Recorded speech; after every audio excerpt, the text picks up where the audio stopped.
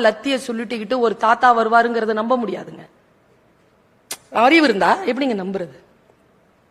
அறிவு நம்பாதே. அறிவு இல்லைன்னு சொல்லி விவாதிக்குமே அறிவு. ஏன் அறிவு திருக்கோயில்னு வச்சாரு தெரியுமா? என்ன கேட்டா ஐயாவுடைய குருஜியினுடைய அறிவு என்கின்ற விளக்கத்தை வாசித்து பார்த்தேன். அறிவு என்கின்ற விளக்கம் என்ன தெரியுமா? வள்ளுவன் சொல்ற விளக்கம் தான்.